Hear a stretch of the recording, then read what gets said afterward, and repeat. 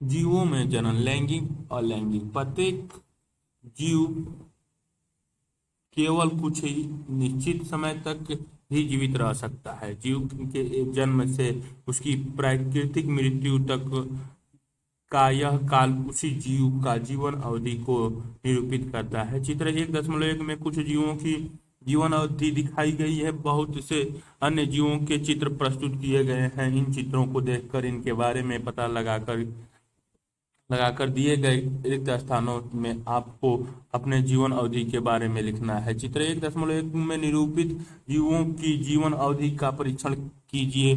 क्या यह दोनों बातें रोचक एवं कौतूहलपूर्ण नहीं है कि यह अवधि कम से कम एक दिन या फिर अधिक से अधिक 1000 वर्ष हो सकती है। इन दोनों चरम सीमाओं के मध्य अधिकांश जीवित जीवों का जीवन अवधि बनी रहती है। आप शायद इस बात पर ध्यान देंगे कि किसी जीव की जीवन अवधि का आवश्यक रूप से आकार साइज से संबंध नहीं है। कौवा और तोता के आकार में कोई अंतर नहीं है, फिर भी इन दोनों के जीवन अवधि में बहुत अंतर होता है।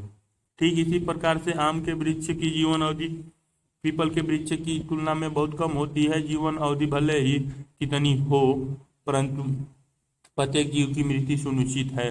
दूसरे शब्दों में यह कह सकते हैं कि एक कोशिकीय जीव को छोड़कर कोई भी जीव अमर नहीं है। हम क्यों कहते हैं कि एक कोशिकीय जीव की प्राकृतिक मृत्यु नहीं होती? इस वास्तविकता को जानते हुए क्या आपको आश्चर्य नहीं होता कि हजारों वर्षों में पृथ्वी पर पादपों तथा पशु पक्षियों की विभिन्न स्पीशीज की विशाल संख्या विद्यमान है। जीवित जीवों में कुछ प्रक्रियाएं अवश्य ही ऐसी है जिनसे यह निरंतर सुनिश्चित होता है। हाँ, यहाँ हम जनन का उल्लेख कर रहे हैं जिसे हम निश्चित मानते हैं। हाथी के लिए, गुलाब के लिए, कुत्ते के लिए और तितली 1 से 2 हफ्ते, कौवा 15 वर्ष, केले, गाय, तोता 140 वर्ष, मगरमच्छ 60 वर्ष, घोड़ा, फल मक्खी, धान, कछुआ 100 से 150 वर्ष, बरगद। कुछ जीवों की अनुमानित जीवन अवधि है और कुछ को भरनी है। जीवों में जनन को यहाँ एक जीव विज्ञान की प्रक्रम के रूप में परिभाषित किया गया है, जिसमें एक जीव अपने समान एक छोटे से जीव संतति को जन्म देता है। संतति में वृद्धि होती है, उनके परिपक्वता आती है तथा इसके बाद वह नई संतति को जन्म देती है। इस प्रकार जन्म, वृद्धि तथा मृत्यु चक्र चलता रहता है। जनन प्रजातियों में एक पीढ़ी के बाद दूसरी पीढ़ी में निरंतरता बनाए रखती है। आप बाद में अध्याय 5 आनुवांशिकता और विविधता के सिद्धांत में अध्ययन करेंगे कि किसी प्रकार आनुवांशिक विविधता जनन के दौरान सृजित या वंशागत होती है। जीव विज्ञानी संसार में व्यापक विविधता पाई जाती है। प्रत्येक जीव अपने को बहुगुणित करने तथा संतति उत्पन्न करने के लिए अपनी ही विधि विकसित करता है। जीव किस प्रकार से जन्म करता है, उसके वसा, उसकी आंतरिक शरीर क्रिया विज्ञान तथा अन्य कई कारक सामूहिक रूप से उत्तरदायी हैं। जनन प्रक्रिया 2 प्रकार की होती है, जो 1 अथवा 2 जीवों के बीच भागीदारी पर आधारित होती है। जब संतति की उत्पन्न एकल जनक द्वारा युग्मज गैमीट निर्माण की भागीदारी के साथ अथवा इसकी अनुपस्थिति में हो तो वह जनन अलैंगिक कहलाता है। जब 2 जनक विपरीत लिंग वाले जनन प्रक्रिया में भाग लेते हैं और नर और मादा युग्म गैमीट में युग्मन होता है तो यह लैंगिक जनन कहलाता है। अलैंगिक जनन इस विधि में एकल जीव जनन संतति उत्पन्न करने की क्षमता रखता है। इसके परिणाम स्वरूप जो संतति उत्पन्न होती है वह केवल एक दूसरे के समरूप ही नहीं बल्कि अपने जनक के एकदम समान होती है।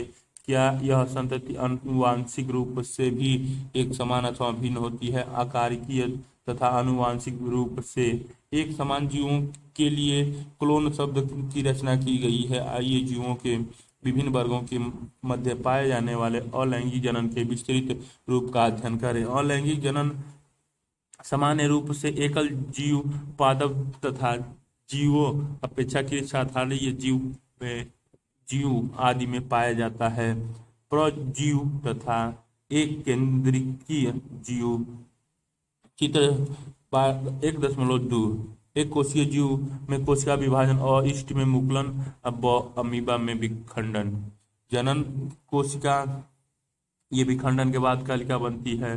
अब वाले में ये केंद्रक से धीरे धीरे अलग होकर टूटते हैं जो संततः कोशिका बनती है।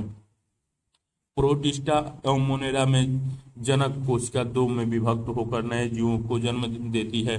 चित्र 1.2 अंततः इन जीवों में समसूत्रीय कोशिका विभाजन एक प्रकार से जनन की क्रिया विधि है। बहुत से एकल कोशिका जीव द्विखंडन से उत्पन्न होता है जिनमें एक कोशिका दो भागों में विभक्त हो जाता है और प्रत्येक भाग एक वयस्क जीव के रूप में तीव्रता और मुख कोशिकालिका कोनिडिया अलैंगिक प्रजनन संरचना। कैलिमिडोमोनास में अलैंगिक चल बीजाणु पेनिसिलियम टिकोनोडिया।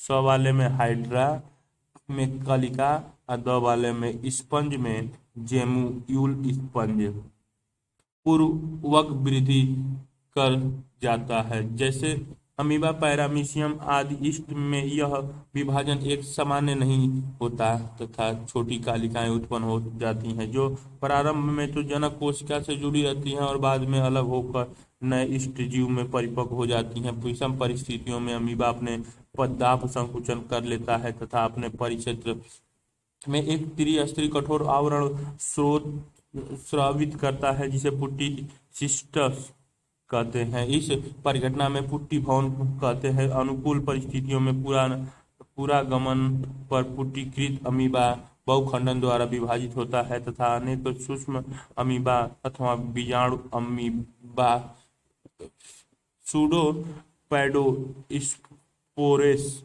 उत्पन्न करता है। पुट्टी की भित्ति के फट जाने से ये बीजाणु परिक्षेत्र के माध्यम से विमोचित हो जाते हैं। इनसे अनेक अमीबा विकसित होते हैं। इसी अभिक्रिया को बीजाणु जनन कहते हैं। आंखें अंकुरणशील आंखें कालिका, पर्व संधि कालिका, अपस्थानिक मूल, अपस्थानिक कालिका, भूस्थरिका।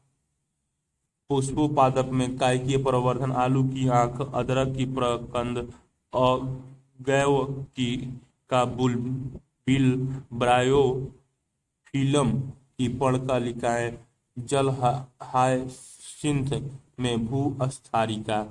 फंजाई जगत के सदस्य तथा साधारण पादपों जैसे शैवाल विशेष अलैंगिक जननीय संरचनाओं द्वारा जनन करते हैं। चित्र 1.3 इन संरचनाओं में अत्यंत ही समान संरचनाएं अलैंगिक चल बीजाणु जूस्पोर्स है जो सामान्यतः सूक्ष्मदर्शी चलनशील संरचनाएं होती हैं। अन्य सामान्य लैंगिक जनन संरचनाएं कोनिडिया, पेनिसिलियम, कालिका, हाइड्रा तथा जेमुअल स्पंज होते हैं। कक्षा 11 में आपने पादप के कायकीय जनन के बारे में अवश्य ज्ञान प्राप्त किया होगा। आपका क्या विचार है कि कायकीय जनन भी एक प्रकार का अलैंगिक जनन है? आप ऐसा क्यों सोचते हैं कि क्लोन शब्द कायकीय जनन से उत्पन्न संताति के लिए उपयोज्य है, जबकि जंतुओं तथा अन्य साधारण जीवों में अलैंगिक शब्द का प्रयोग स्पष्ट रूप से तथा पादपों में इस शब्द का प्रयोग निरंतर किया जाता है। पादपों में कायकीय प्रवर्धन की इकाई जैसे ऊपरी भूस्थारित सरप्रकंद, सरजोम, शकरकंद, बल्ब, भूस्तरीय ऑफसेंट सभी नई संतति को पैदा करने का सामर्थ्य रखते हैं। चित्र 1.4 ये संरचना इकाई की ये प्रवर्धन प्रोपेगयूल कहलाती है। चूंकि इन संरचनाओं के निर्माण में दो जनक भाग नहीं लेते, अतः यह अलैंगिक जनन ही होगा। कुछ जीवों में यदि शरीर अनेक टुकड़ों में विभक्त हो जाता है तो प्रत्येक भाग टुकड़ा वृद्धि करके नए जीवों में विकसित हो जाता है, जो संतति उत्पत्ति में सक्षम होता है। उदाहरणतः हाइड्रा, यह भी अलैंगिक जनन की एक विधि है जिसे पुनरुद्भवन कहते हैं। आपने निश्चित तौर पर जलाशयों में महाविपत्ति वाटर हायासिंथ अथवा बंगाल के घातक के बारे में अवश्य सुना होगा। यह कुछ भी नहीं बल्कि जलीय पादप वाटर हायासिंथ है, जो ठहरे जल में सर्वाधिक वृद्धि करने वाले खरपतवार हैं। यह जल से ऑक्सीजन खींच लेते हैं, जिसके परिणाम स्वरूप मछलियां मर जाती हैं। आप इसके बारे में और अधिक अध्याय 13 और 14 में पढ़ेंगे। आपको जानकर रोचक लग सकता है कि इन पादप में भारतवर्ष में आगमन मात्र इसमें सुंदर आकार के पुष्प तथा पत्तियों के कारण हुआ। यद्यपि यह कायकीय प्रवर्धन द्रुत गति से कर सकता है और अल्प समय में ही संपूर्ण जलाशय पर फैल जाता है और अपने आप से जलाशय को ढक देता है और इसे छुटकारा पाना बहुत ही कठिन होता है। क्या आप इस तथ्य से परिचित हैं कि आलू, गन्ना, केला, अदरक, डहेलिया जैसे पादपों की खेती किस प्रकार की जाती है? क्या आपने आलू के कंद पर स्थित कालिका, जिसे आंख भी कहते हैं, से और केले तथा अदरक के प्रकंद से नन्हा सा पौधा निकलता हुआ देखा है? जब आप ध्यानपूर्वक उपयुक्त सूचीबद्ध पादपों में से विकसित होने वाली पादपों प्लेटलेट्स की उत्पत्ति स्थानों की निर्धारणा करने का प्रयत्न करेंगे, तब आप पाएंगे कि अधिकतर इन पादपों के रूपांतरित स्तंभों में उपस्थित पर्व संधियों नोड्स से उत्पन्न होती हैं। जब यह पर्व संधियां नमी युक्त मृदा अथवा जल के संपर्क में आती हैं, तब इनके मूल रूट्स तथा नए पादप उत्पन्न होते हैं। ठीक इसी प्रकार पत्थर चट्टा ब्रायोफिलम की पत्तियों में कटे किनारों से अपस्थानिक एडवेंटिशियस कालिकाएं उत्पन्न होती हैं। माली लोग तथा किसान पादपों ने इस गुण सामर्थ्य का पूरा लाभ उठाते हुए ऐसे पादपों का बड़े पैमाने पर प्रवर्धन करते हैं। ध्यान देने योग्य एक रोचक बात यह है कि अपेक्षाकृत साधारण जीवों में अलैंगिक जनन ही जनन की सामान्य विधि है, जैसा कि शैवाल तथा फंजाई, और ये प्रतिकूल परिस्थितियों के आरंभन से पूर्व जनन की लैंगिक विधि की ओर बढ़ने लगती हैं। यह पता करें कि किस प्रकार लैंगिक जनन प्रतिकूल परिस्थितियों में इन जीवों को जीवित रहने में सहायता करता है। लैंगिक जनन ऐसी परिस्थितियों में सफलतापूर्वक क्यों संपन्न होता है? उच्च श्रेणियों के पादपों में दोनों विधियां, अलैंगिक कायिका तथा लैंगिक द्वारा जनन देखा गया है। दूसरे ओर अधिकांश जंतुओं में जनन की केवल लैंगिक विधि ही होती है। लैंगिक जनन के अंतर्गत एक से जीवों अथवा अभिमुख विपरीत लिंग वाले विभिन्न जीवों द्वारा नर तथा मादा युग्मज गैमीटों का निर्माण शामिल है। यह युग्मक आपस में मिलकर युग्मनज जाइगोट का निर्माण करते हैं, जिससे आगे चलकर नए जीव का निर्माण होता है। यह अलैंगिक जनन की तुलना में एक विस्तृत, जटिल एवं तथा धीमी प्रक्रिया है। नर तथा मादा युग्मकों के युग्मन से जो लैंगिक जनन संपन्न होता है, उसे परिणाम स्वरूप जो संतति उत्पन्न होती है वह अपने जनकों के अथवा आपस में भी समरूप नहीं होती है। पादप जंतु अथवा फंजाई जैसे वैविध्यपूर्ण जीवों के अध्ययन से पता चलता है कि यद्यपि यह बाह्य आकारिकी, आंतरिक संरचनाओं और शरीर क्रिया विज्ञान में एक दूसरे से अलग है, परंतु जब यह लैंगिक प्रजनन के लिए एक दूसरे के निकट आते हैं तब वह एक जैसे पैटर्न को अपनाते हैं। यह एक आश्चर्य की बात है। आइए सबसे पहले उन सामान्य विशिष्टताओं पर चर्चा करें जो इन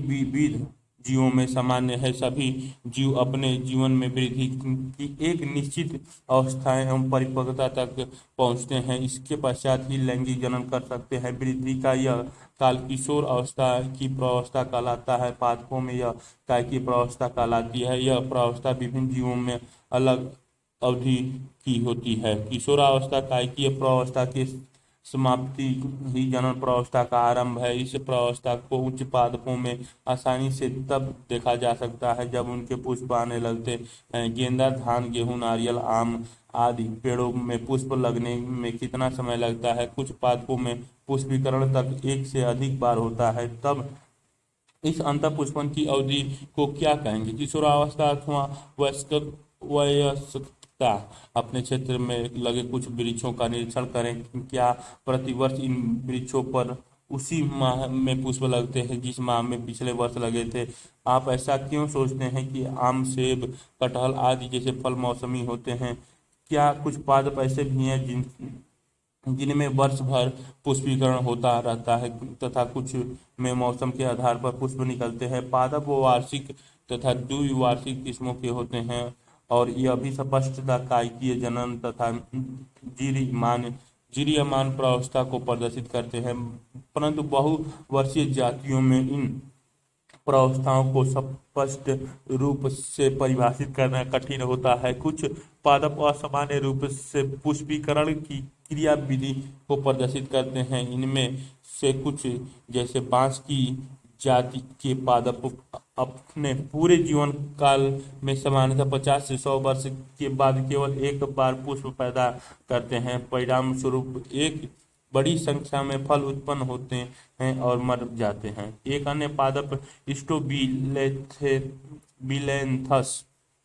कुनियाना नीला कुरेंजी 12 वर्ष में एक बार पुष्प उत्पन्न करता है।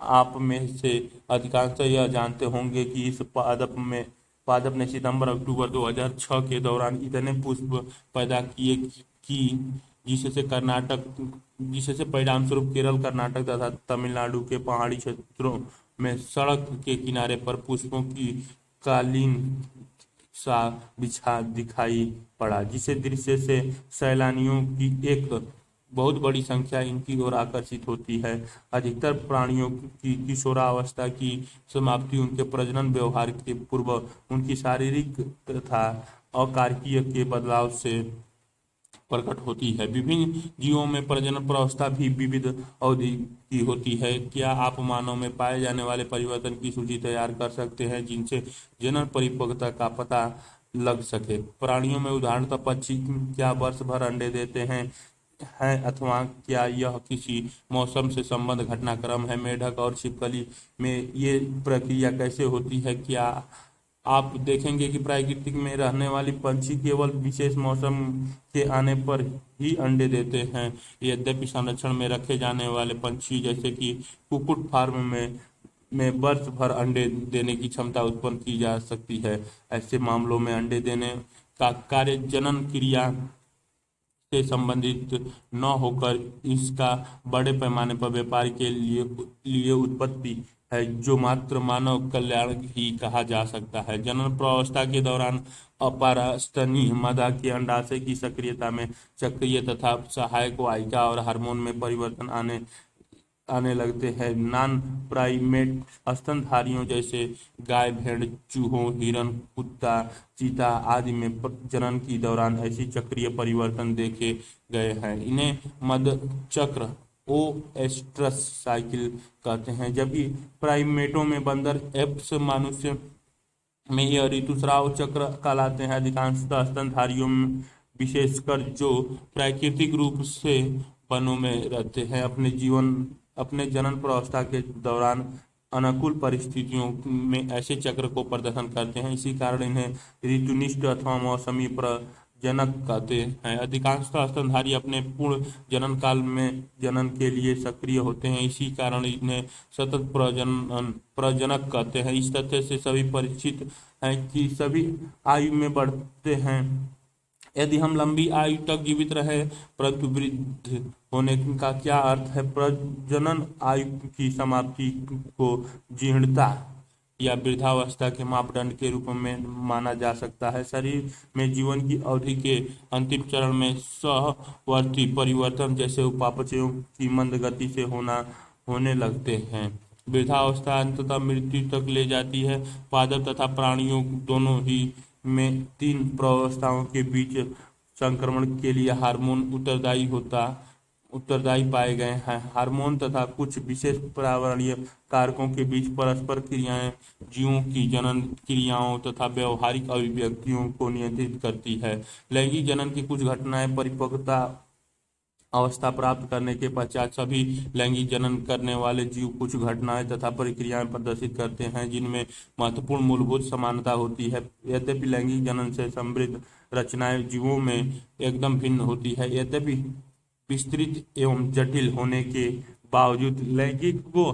बावजूद जीवों में लैंगिक जनन की घटनाएं एक नियमित क्रम का अनुपालन करती है। लैंगिक जनन एक प्रजाति के नर एवं मादा द्वारा उत्पन्न युग्मन अथवा युग्मनज निषेचन तथा भ्रूणोद्भव द्वारा विशिष्टीकृत होता है। सुविधा के लिए क्रमबद्ध घटनाओं को तीन भिन्न भिन्न अवस्थाओं निषेचन, पूर्व निषेचन तथा निषेचन पश्चात में विभक्त किया जा सकता है। निषेचन पूर्व घटनाएं, इसके अंतर्गत युग्मन के संयोजन से पूर्व की सारी घटनाएं सम्मिलित होती हैं। निषेचन पूर्व की दो प्रमुख घटनाएं युग्मक जनन गैमेटोजेनिसिस तथा युग्म स्थानांतरण गैमेटो ट्रांसफर हैं। युग्म जनन, जैसे कि आप जानते हैं, युग्मक जनन नर तथा मादा दो प्रकार के युग्मों की गठन प्रक्रिया को संदर्भित करता है। युग्मक एक प्रकार के अगुणित कोशिकाएं होती हैं। कुछ शैवालों में दो युग्मक देखने में एक दूसरे के समान दिखाई पड़ते हैं, इसी कारण वह समयुग्मिक या समयुग्मक चित्र 1.5 और कहलाते हैं। क्योंकि इनकी एक रूपता के कारण हम इन्हें नर तथा मादा युग्मकों के रूप में श्रेणीबद्ध नहीं कर सकते। हालांकि अ, ब और स युग्मकों की किस्म अ वाले में कैलोडोफेरा एक शैवाल का सम युग्मक, ब वाले में फ्यूकस एक शैवाल का विषम युग्मक और स वाले में मानव के विषम युग्मक का प्रदर्शन किया गया है। ये चित्र है। अधिकतर लैंगिक प्रजनन जीवों द्वारा अकार्यकीय रूप से स्पष्ट दो प्रकार के विषम युग्मक पैदा किए जाते हैं। इस प्रकार के जीवों में नर युग्मकों के पुमड़ु या शुक्राणु कहते हैं, जबकि मादा युग्मक को अंड या डिंब चित्र 1.5 कहते हैं। जीवों में लैंगिकता, सामान्यतः जीवों में लैंगिकता जनन के दौरान दो विभिन्न समशिष्टों के युग्मकों में युग्मन होता है, परंतु यह सदा के लिए सत्य तथ्य नहीं है। यदि आप कक्षा 11 के उदाहरणों को स्मरण करें तो क्या स्वतः निषेचन की प्रक्रिया को पहचान सकते हैं। यद्यपि पादपों में इसके उदाहरण प्रस्तुत करना आसान है।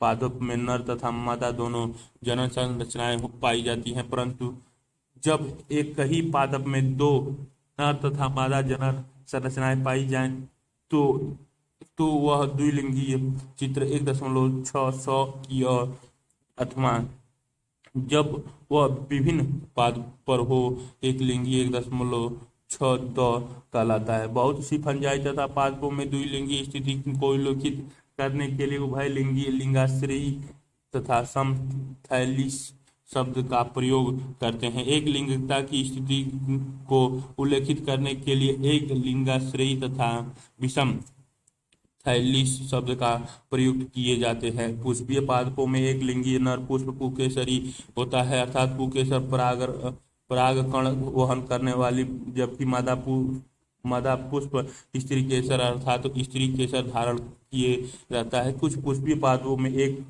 अकेला पादप उभय लिंगाश्रयी नर या मादा दोनों लिंग हो सकता है और इनमें पैदा करने वाले पुष्प एक लिंगी तथा द्विलिंगी दोनों हो सकते हैं। जबकि मादा पुष्प स्त्री केसर अर्थात स्त्री केसर धारण करता है। उभय लिंगाश्रयी पादपों के कुछ उदाहरण कुकुर बीटों तथा नारियल वृक्ष है, जिसमें जबकि पपीता तथा खजूर एक लिंगाश्रयी के उदाहरण है। उन युग्मों प्रकारों के नाम लिखें जो पुकेसर एवं स्त्री केसर पुष्पों से बनते हैं। इसी प्रकार से प्राणियों में क्या होता है, क्या सभी प्रजातियों की विशिष्ट में नर अथवा मादा एक लिंगी चित्र 1.6 पाए जाते हैं, अथवा जिनमें दो लिंग एक साथ एक ही प्राणी द्विलिंगी में पाए जाते हैं। आप संभवतः अनेक एक लिंगी प्राणी प्रजातियों की सूची बना सकते हैं। प्राणियों में केंचुआ चित्र 1.6 और स्पंज टेप वर्म तथा जो द्विलिंगी प्राणियों के प्रारूपिक उदाहरण है। इनमें नर तथा मादा जनन अंग दोनों ही उभयलिंगी द्विलिंगी या एक प्राणी में पाए जाते हैं। तिलचट्टा एक लिंगी प्राणी का उदाहरण है। क्लाइटेलम विसरण कोश युक्त विसरण अंडाशय। नर तथा विसरण। मादा अंडाशय अंडधानी मादा लैंगिक जनन लैंगिक अंग, पुष्पधानी नर लैंगिक अंग, पुनीधार स्त्रीधार, नारी थैलेमस नर थैलस, पुंकेसर अंडप जीवों में लैंगिकता की विविधता। द्विलिंगिक प्राणी केंचुआ, एक लिंगी प्राणी काकरोच, उभय लिंगाश्रयी कारापादप, एक लिंगाश्रयी पादप मार्ग कॉकेंसिया, द्विलिंगीय पुष्प शकरकंद। अर्धसूत्राणु क्रोमोसोम में द्विअणु 2n गुणसूत्र की संख्या तथा कुछ जीवों में अगुणित n संख्या को रिक्त स्थान में भरें। जीव के नाम। अर्धसूत्राणु 2n में गुणसूत्रों की संख्या, युग्मों में गुणसूत्रों की संख्या n। मनुष्य में 46 23, घरेलू मक्खियों में 12, चूहा 21, कुत्ता 78, बिल्ली 19, फल मक्खी 8, ओफियोग्लैलोस में 630, सेब में 34, धान में 12, मक्का 20, आलू 24, तितली 380, प्याज 8। युग्मक संरचना के दौरान कोशिका विभाजन। सभी विषम युग्मिक प्रजातियों में युग्मक प्रायः 2 प्रकार के होते हैं जो नर तथा मादा कहलाते हैं। युग्मक अगुणित होते हैं, चाहे उनके जनक जिससे वह उत्पन्न हुए हैं वह अगुणित हो अथवा द्विगुणित ही क्यों न हो। एक गुणित जनक सूत्रीय विभाजन समसूत्रण के द्वारा युग्मक उत्पन्न करते हैं। क्या इसका अर्थ यह है कि जो जीव अगुणक होते हैं उनमें अर्धसूत्री विभाजन कभी भी संपन्न नहीं होता? उस शैवाल के जीवन चक्र के चार्ट को ध्यान से देखें जिसे आपने कक्षा 11 अध्याय 3 में देखा था, ताकि उस उपयुक्त उत्तर मिल सके। बहुत से जीव जिनका संबंध मोनेरा फंजाई शैवाल और बोरायोफाइटा से है वह अगुणित पादप काय होते हैं, और वे जीव जिनका संबंध टेरिडोफाइटा, जिम्नोस्पर्म, एंजियोस्पर्म तथा अधिकांश प्राणी जिनमें मनुष्य भी शामिल है उनकी जनकीय काय द्विगुणित होती है। यह स्पष्ट हो चुका है कि अर्धसूत्री विभाजन जो न्यूनकारी विभाजन है और जहां द्विगुणित काय अगुणित युग्मों को उत्पन्न करता है। द्विगुणित जीवों में अर्धसूत्री कोशिका अर्धसूत्री विभाजन से होकर गुजरती है। अर्धसूत्री विभाजन के अंत में अणु गुण सूत्रों का केवल एक सेट प्रत्येक युग्मक से निगमित करता है। सारणी 1.1 को ध्यान पूर्वक अध्ययन करें तथा जीवों के द्विगुणित और अगुणित सूत्रों की संख्या को भरें। क्या आपको यह अर्धसूत्री कोशिका सूत्राणु 2n और युग्मकों के गुणसूत्र n के बीच कोई संबंध दिखाई पड़ता है? युग्मक हस्तांतरण। युग्मकों का युग्मनज नया जीव अ वाले में और ब वाले में शैवाल के समयुग्मी और पुष्प के वार्तिकाग्र पर अंकुरित परागण का दृश्य दिखाया गया है। ये युग्मक हस्तांतरण इनके निर्माण के पश्चात नर तथा मादा युग्मक कायिकीय रूप से एक दूसरे के निकट आते हैं ताकि युग्मक निषेचन की क्रिया सफलतापूर्वक संपन्न हो सके। क्या आपको कभी आश्चर्य नहीं होता कि ये युग्मक आपस में कैसे मिलते हैं? अधिकतर जीवों में नर युग्मक चलनशील तथा मादा अचल तथा स्थानबद्ध होते हैं। कुछ फंजाई जैसे शैवाल में असाधारण रूप से दोनों किस्मों के युग्मक चलनशील चित्र 1.7 और होते हैं। इन्हें एक माध्यम की आवश्यकता होती है जिसमें होकर नर युग्म गति करता है। अधिकांशतः साधारण पादपों जैसे शैवाल, ब्रायोफाइटा, टेरिडोफाइटा में जल ही माध्यम होता है, जिसमें से होकर युग्मों का स्थानांतरण संपन्न होता है। नर युग्मकों की एक बहुत बड़ी संख्या यद्यपि मादा युग्मक तक पहुंचने में असमर्थ होती है, तथापि परिवहन के दौरान नर युग्मकों की हानि को पूरा करने के लिए नर युग्मक मादा युग्मकों की तुलना में कई हजार गुना अधिक संख्या में पैदा होते हैं। बीजीय पादपों में परागकण नर युग्मों की वाहक के रूप में कार्य करते हैं तथा अंडक में अंड होता है। परागण परागकोश में उत्पन्न होता है, अतः निषेचन संपन्न हो उससे पहले ही यह परागण वातिकाग्र चित्र 1.7 में स्थानांतरित हो जाना चाहिए। द्विलिंगियों में स्वतः निषेचनीय पादप जैसे मटर में पराग कणों को वातिकाग्र पर स्थानांतरण अपेक्षाकृत सरल होता है, क्योंकि इनमें परागकोश तथा वातिकाग्र एक दूसरे के निकट स्थित रहते हैं। परागकण जैसे ही झड़ने लगते हैं उसके तुरंत बाद ही वातिकाग्र के संपर्क में आते हैं। परागणित पादपों में जिसमें एक लिंगी स्तरीय पादप शामिल है, जिसे विशिष्ट घटना का परागकण पोलिनेशन कहते हैं। इसमें वातिकाग्र पर पराग कणों का स्थानांतरण सुगमता पूर्वक संपन्न हो जाता है। परागकण वातिकाग्र पर अंकुरित होते हैं तथा परागनली नर युग्मकों को अपने साथ लेती हुई अंडक के भीतर प्रवेश कर जाती हैं। अंड के पास नर युग्मकों को अपने से बाहर निकाल देती हैं। एकालिंगी श्रेणी प्राणियों में चूंकि नर तथा मादा युग्मक विभिन्न विशिष्टियों जीवों में बनते हैं, ऐसे में जीव को युग्मकों के स्थानांतरण के लिए एक विशेष प्रकार की क्रियाविधि विकसित करनी पड़ती है। लैंगिक जनन में इस सर्वाधिक विशिष्ट घटना के लिए निषेचन हेतु सफलतापूर्वक स्थानांतरण तथा युग्मकों के साथ आना अनिवार्य होता है।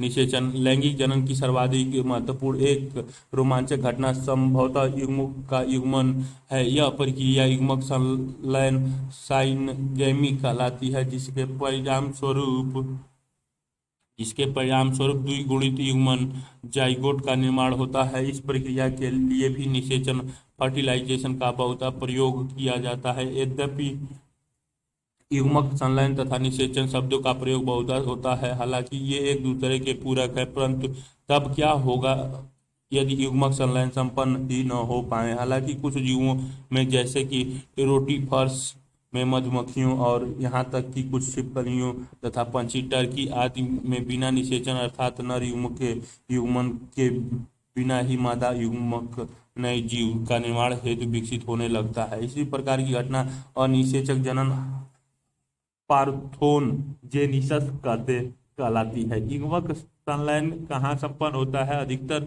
जलीय जीवों में जैसे अधिकतर शैवाल तथा मछलियों और यहाँ तक कि जल स्थल चर प्राणियों में युग्मक संलयन बाहरी माध्यम जल में अर्थात जीव के शरीर के बाहर संपन्न होता है। इसी प्रकार के युग्मक संलयन को बाह्य निषेचन एक्सटर्नल फर्टिलाइजेशन कहा जाता है। बाह्य निषेचन करने वाले जीव दो लिंगों में व्यापक समकालिकता प्रदर्शित करते हैं तथा बाहरी माध्यम जल युग्मक संलयन के अवसर को बढ़ाने के लिए काफी संख्या में युग्मक निर्मुक्त करते हैं। ऐसी बौनी फिश एवं मेढक में होता है, जहां भारी संख्या में संतानों पैदा होती हैं, परंतु इसमें सबसे बड़ी कमी यह है कि इनको संतानों शिकारियों का शिकार होना जैसे नाजुक स्थिति से गुजरती हैं और वयस्क होने तक उनकी उत्तरजीविता काफी जोखिमपूर्ण होती है। बहुत सारे स्थलीय जीवों में जैसे कि फंजाई उच्च श्रेणी के प्राणियों जैसे सरीसृप, पंछी तथा स्तनधारी एवं अधिकतर पादप बायोफाइटा, टेरिडोफाइट्स, जिम्नोस्पर्म तथा एंजियोस्पर्म में युग्मक संलयन जीव शरीर के भीतर संपन्न होता है, अतः यह प्रक्रिया आंतरिक निषेचन इंटरनल फर्टिलाइजेशन कहलाती है। इन सभी जीवों में अंडे की रचना मादा के शरीर के भीतर होती है, जहां पर वह नर युग्मक में संलग्नित कर जाते हैं। आंतरिक निषेचन प्रदर्शित करने वाले जीवों में नर युग्मक चलनशील होते हैं और उन्हें अंडे के साथ युग्मक करने के लिए अंडे तक पहुंचाना होता है। इस प्रक्रम हेतु जो शुक्राणु पैदा होते हैं उन्हें उनकी संख्या विशाल होती है, परंतु जो अंडे उत्पन्न होते हैं उनकी संख्या अपेक्षाकृत कम होती है। बीजीय पादपों में यद्यपि अचलनशील नर युग्मक पराग नली द्वारा मादा युग्म तक पहुंचते हैं। निषेचन पश्चात घटनाएं लैंगिक जनन में होने वाली घटनाओं के पश्चात ही युग्मक का निर्माण होता है। यही पश्च निषेचन घटनाएं कहलाती है। युग्मनज द्विगुणित युग्मनजों का निर्माण सभी लैंगिक जनन करने वाले जीवों के में सर्वव्यापी है। बाह्य निषेचन करने वाले सभी जीवों में युग्मनज का निर्माण बाह्य माध्यम प्रायः जल में होता है, जबकि वह जीव जिनमें आंतरिक निषेचन होता है उनके शरीर के भीतर युग्मनज की संरचना होती है। युग्मनज के आगे का विकास जीव के अपने जीवन चक्र तथा यहाँ के पर्यावरण पर निर्भर करता है। फंजाई एवं शैवाल से संबंध जीवों में युग्मनज एक मोटी भित्ति को विकसित करते हैं जो उनकी शुष्कन तथा क्षति से रक्षा करता है। यह अंकुरण से पूर्व काफी समय तक विश्रांति काल में रहते हैं। द्विगुणित जीवन चक्र वाले जीवों में 11वीं कक्षा की पुस्तक देखें। युग्मनज अर्धसूत्रण द्वारा विभाजित होकर अगुणित अंडाणु का निर्माण होता है जो अगुणित व्यष्टि के रूप में वृद्धि करता है। आप अपनी कक्षा 11वीं की पुस्तक का अध्ययन करें और पता लगाएं कि द्विगुणित और समगुणितता गुणित सम द्विगुणिता गुणितक हेलो डिप्लोटिक जीवन चक्र वाले जीवों में युग्मनज किस प्रकार से विकास करता है। युग्मनज एक पीढ़ी से दूसरी पीढ़ी के जीवों के बीच की महत्वपूर्ण कड़ी है जो प्रजातियों की निरंतरता को सुनिश्चित करती है। प्रत्येक लैंगिक प्रजनन जीव यहाँ तक कि मानव जीवन की शुरुआत एकल कोशिका युग्मनज के रूप में होती है। भ्रूण उद्भव युग्मनज में भ्रूण इम्ब्रोयो के विकास की प्रक्रिया को संदर्भित करता है। भ्रूणोद्भव के दौरान युग्मनज कोशिका विभाजन, समसूत्रण तथा कोशिका विभेदीकरण से गुजरता है। भ्रूण विकास के दौरान जहां कोशिका विभाजन से कोशिकाओं की संख्या में वृद्धि होती है, वहीं कोशिका विभेदीकरण से कोशिकाओं के समूह एक निश्चित रूपांतरण से गुजरकर विशेषीकृत ऊतकों एवं अंगों की रचना करते हैं, जिसके परिणाम स्वरूप जीव का निर्माण होता है। आप पिछली कक्षा में कोशिका विभाजन तथा विभेदीकरण की प्रक्रिया के विषय में अध्ययन कर चुके हैं। प्राणियों को अंड प्रजक तथा सजीव प्रजक श्रेणियों में विभक्त किया गया है, जो इस तथ्य पर आधारित है कि युग्मनज ने मादा जनक के शरीर के बाहर विकास किया है अथवा भीतर, अर्थात उनकी जन्म निषेचित या अनिषेचित अंडों के द्वारा हुआ अथवा शिशु के रूप में प्रवश से जन्म हुआ। अंडा प्रजक प्राणियों जैसे कि सरीसृप वर्ग तथा पंछी आदि के द्वारा पर्यावरण के सुरक्षा स्थान पर निषेचित अंडे दिए जाते हैं, जो कठोर कैल्शियम युक्त कवच से ढके रहते हैं, जो एक निश्चित निवेशन अवधि के पश्चात स्फुटन द्वारा नए शिशुओं को जन्म देते हैं। जबकि दूसरी ओर सजीव प्रजक जीवों में अधिकतर स्तनधारी, जिसमें मानव शामिल है, मादा जीव के शरीर के भीतर युग्मनज विकसित होकर शिशु का विकास करता है और एक निश्चित अवधि एवं विकास के चरणों को पूरा करने के बाद मादा जीव के शरीर से प्रवश द्वारा पैदा किए जाते हैं। भ्रूण सही देखभाल तथा संरक्षण के कारण सजीव प्रजकों जीवों के उत्तरजीवित रहने के अवसर बढ़ जाते हैं। पुष्पीय पादपों में युग्मनज का निर्माण बीजांड के अंदर होता है। निषेचन के पश्चात पुष्प के बाह्य दल पंखुड़ियों तथा पुंकेसर मुरझा कर झड़ जाते हैं। क्या आप एक ऐसे पादपों का नाम बता सकते हैं जिनमें बाह्य दल पुष्प से जुड़े रहते हैं, यद्यपि स्त्री केसर पादप से जुड़ा रहता है। युग्मनज भ्रूण में तथा बीजांड बीज में विकसित हो जाता है। अंडाशय फल के रूप में विकसित होती है, जो आगे चल कर फल की भित्ति का निर्माण करती है। इसे फल भित्ति पेरिक्रैप्स कहते हैं। इसका कार्य फलों को सुरक्षा प्रदान करना। चित्र 1.8 विकिरण के पश्चात बीज अनुकूलित परिस्थितियों के आने पर अंकुरित होता है तथा नए पादपों को जन्म देता है। एसपी एसपी एसपी एसपी कुछ फलों के की किस्म में बीजों यश तथा संरक्षित फल भित्ति पी को दिखाया गया है। सारांश जनन एक प्रजाति की पीढ़ी दर पीढ़ी जीवित रहने योग्य बनाता है। जीवों के जनन को व्यापक रूप से दो श्रेणियों में विभक्त किया जा सकता है, लैंगिक और लैंगिक जनन। अलैंगिक जनन के अंतर्गत युग्मक अथवा युग्मकों का युग्मन शामिल नहीं होता है। ऐसे जीव जिनके शरीर की संरचना अपेक्षाकृत साधारण होती है उनमें यह प्रक्रिया सामान्य रूप से हो पाई जाती है, जैसे कवक, शैवाल तथा कुछ अकशेरुकी प्राणी। अलैंगिक प्रजनन द्वारा निर्मित संताति एक समान होते हैं, इन्हें क्लोन भी कहा जा सकता है। अधिकांश शैवालों तथा कवकों में चल, बीजाणु, कोनिडिया आदि सामान्य अलैंगिक रचनाएं होती हैं। मुकुलन तथा जीमूलन निर्माण प्राणियों में सामान्य अलैंगिक विधि देखी गई है। प्रोकैरियोटिक तथा एक कोशिका जीव जनक कोशिका विभाजन तथा द्विखंडन युग्मन से उत्पन्न होते हैं। अनेक जलीय जीव पुष्पीय पादपों की स्थलीय प्रजातियों की संरचनाएं जैसे ऊपरी भूस्तरीय प्रकंदों, अंतःभूस्तरीय कंदों तथा भूस्तरीका आदि में नई संतानों को पैदा करने की क्षमता होती है।